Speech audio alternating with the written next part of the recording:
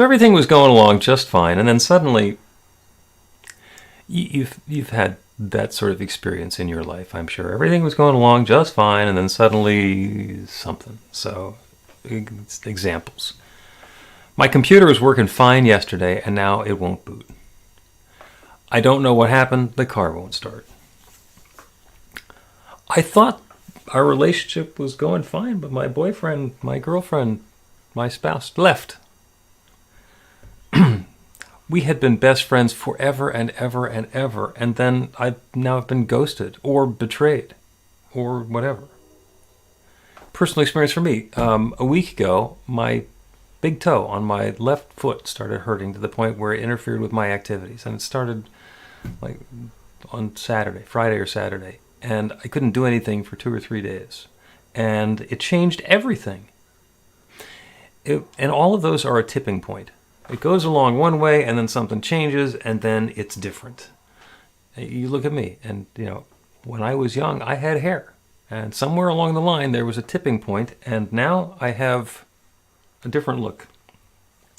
And we all have examples of these things, of stuff was going along just fine, and then suddenly, whatever. And if you would like to put your own example into the chat, I will give voice to that and acknowledge, yes, that is something that happened, that is a transformation, that's a change, where everything was going along just fine, and then we basically bear witness to each other, because that's part of life. That's one of those things that happens. And there's stories of divorce and death and loss.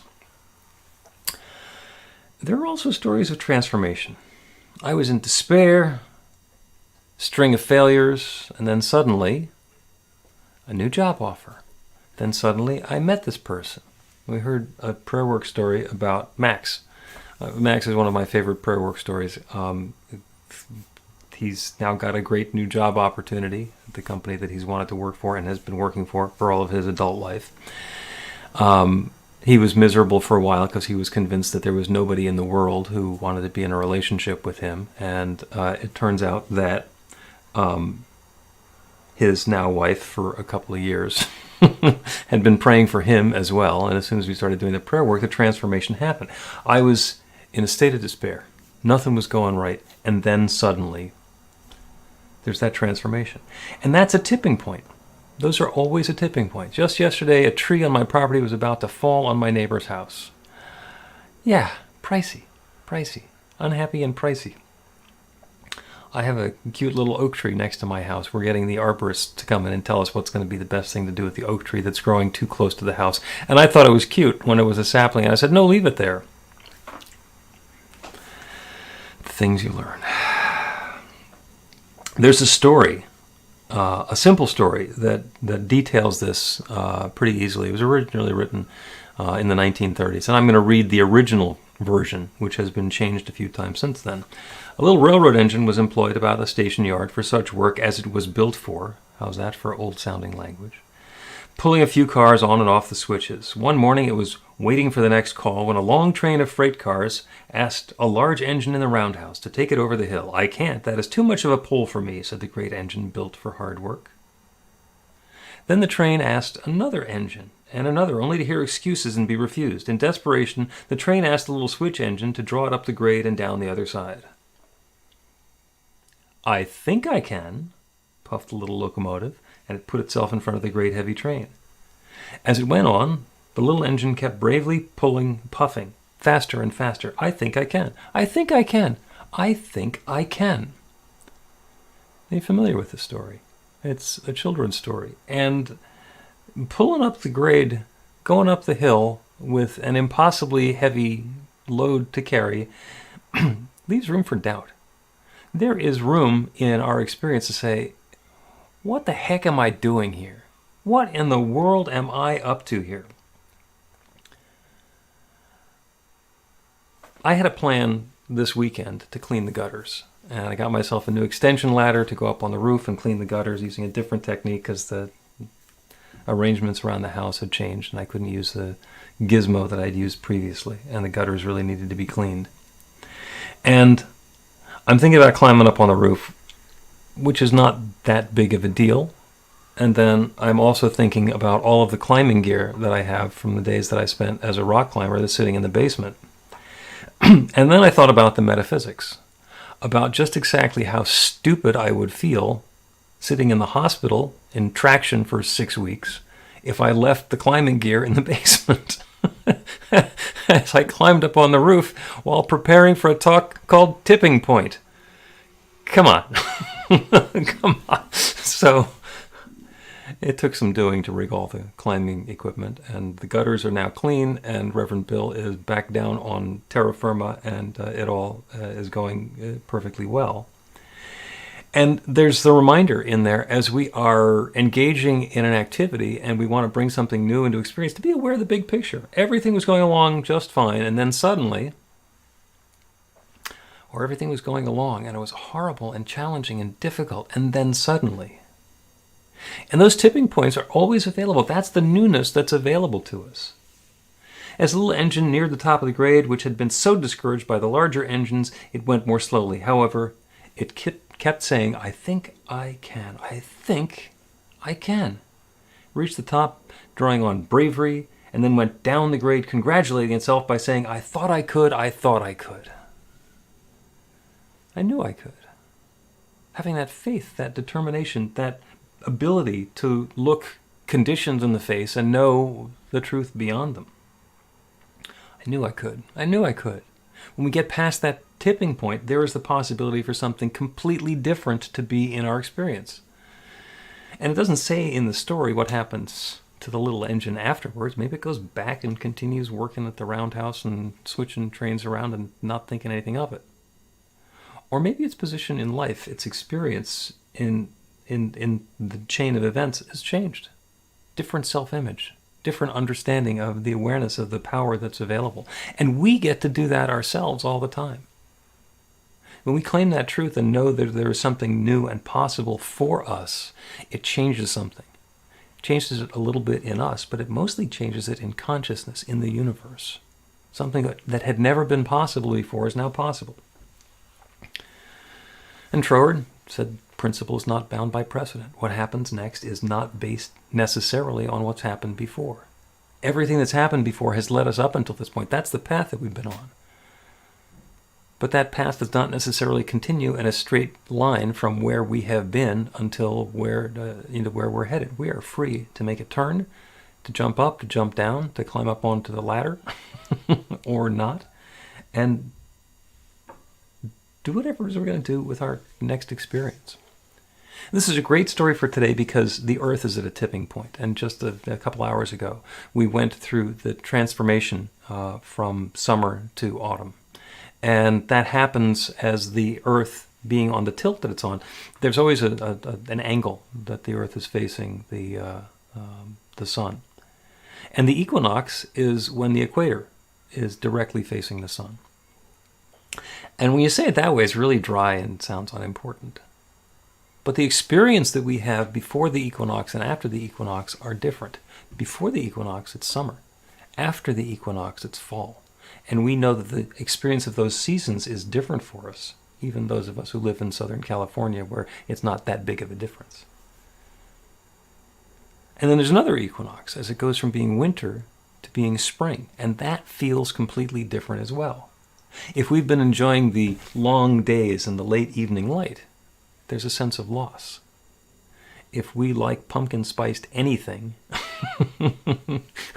or carving pumpkins, or wearing a sweater, then there is something wonderful that's coming along. Everything was going along, and then suddenly it changed. It tips. There's a tipping point. And actually, tipping point is the title of a book from some time ago by Malcolm Gladwell. And it describes the tipping point and how things build up for a while, and then there's a possibility for a change, and then after the tipping point, everything is different. And one of the wonderful stories that he has in there is about urban blight. Because, we all live in a neighborhood, and every once in a while a tree comes down, or there's a pothole on the street, or there's a neighbor's yard is unkempt, and there's bushes that are getting scraggly and growing over stuff, and we've seen that happen. Sometimes there's a broken window. And we've also been in neighborhoods that are blighted, where it's just everything is in disrepair. There's plants growing, weeds growing up through the cracks in the sidewalk, lots of broken windows, and it looks different than another neighborhood. And his study was, what happens as you go from one to the other? And what happens is at some point, there's a tipping point where it goes from this is a nice neighborhood with some problems to this is a blighted neighborhood and it's getting worse. And the same thing happens in the opposite direction as a neighborhood that has gotten under-repaired gets found by the new people who say, hey, this used to be a really nice place. I want to go and rehab one of those houses and live there. And then other people want to do that, and then other people want to do that. And suddenly the neighborhood gentrifies, and it goes from being blighted and undesirable to now being trendy and new and expensive. And we all have stories that we tell about whether that's good or bad, and that's not really the purpose of the talk. The interesting thing is the tipping point. What happens that gets us to change? And the invitation for us is, what's the change that we're looking for? If things have been going along great and then suddenly something's not going well, to be able to identify what we think is not going well and decide what we want to have instead. And that's the transformation that we get to make in consciousness. Because when circumstances face us, we get to choose. What is it that we want to be experiencing next? And that's the other part of it. I was in despair. I was didn't have a relationship. I had a failure. It didn't work, whatever. And then suddenly there's a change. Well, when the change happens, what do we want it to be? If we don't know that what we want to do is pull the train over the hill, then we don't know when the opportunity comes along, that the challenge presents itself, that this is for us. This is a co-creative conscious process. We get to choose what we're tipping into next. And the universe will offer us lots of different possibilities. Have I mentioned before that the universe is infinite? That there is no limit to the possibilities that are around us, that fill us, that are open to us? And the universe always says yes. That doesn't mean we always need to say yes. Show of hands, has anybody ever had a harebrained idea that you thought was good right at the time and then it turned out later wasn't? Yeah. Yeah, we've all done that. And sometimes we catch ourselves quickly by going, what am I thinking? And sometimes it is many, many weeks or months or sometimes years later by saying, what was I thinking? How did I get myself into this fill in the blank? Job, career, relationship, car payment, whatever. If you're a computer user, operating system. What made me choose this one instead of that one? And we're always a choice. We always have those possibilities open to us, and the universe isn't going to narrow it down and say you have to do this or you have to do that. That's the nature of the universe. One of the things that we get to talk about in practitioner classes, why do bad things happen to good people? And that's a perennial question that lots of people who are down on religion and are insisting that there's no such thing as God will bring up. Well, if there's a God, how come God lets this happen? And it's because it can happen. In a universe of infinite possibilities, it has to be possible for even the stuff that we don't like to happen. Sorry. That's the way the world works. And if there's something that's going on in the world that we like, we can lean into it. We can say, this, yet more please. Yes, please, and more. And if there's something going on in the world that we do not like, that's not to our liking, that doesn't feel right or fair or uplifting or joyous to us, we can take a stand and not push against it, but know what we want to have instead. Because if we're pushing against something because we don't like it, we're putting our energy into whatever it is that we don't like.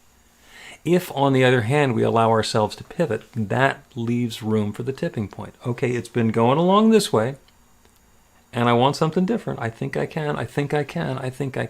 What's the crest of that hill look like? What does that ride downhill feel like?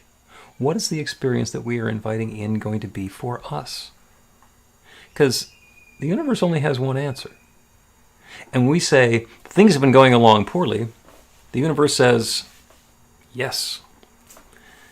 It's like the universe commiserates with us and encourages us. It says, yes, you're a human being having a spiritual experience, and it's been sucking so far. Yes, that's possible for you. And when we set our intention that there's this different experience that I want to have of love and joy and harmony and health and vitality and uplift, of being in balance and alignment, of being able to get up on the roof and clean out the gutters and have everything be safe and successful, the universe says yes. We get to do our part. We get to set our intention. We get to follow the guidance. It certainly would have been possible for me to say, oh, well, I'm doing this metaphysical talk tomorrow on the tipping point, and I'm going to climb up on the roof today. I don't need the climbing gear because I can do a prayer. Might have worked. Might not have needed the climbing gear. We'll never know. Because I brought it anyway. And by the way, notice, it's been a long time since I've had the climbing gear out. So it was good to do that. So you get to choose your tipping point. You get to meet the tipping point where it is. And as we set our intention, not just saying, this is my hairy-fairy wish, but this is what I am bringing into experience. When we say, I think I can, I know I can, then that whole chain of causality unfolds and goodness starts supporting us, and that infinite creative power that creates everything starts bringing it into our experience. We are participants in the experience that we're having. And on the way down the hill, we get to say, I knew I could, I knew I could, I knew I could. So make a choice. Find a tipping point. Tip into something fabulous because you deserve it. So it is.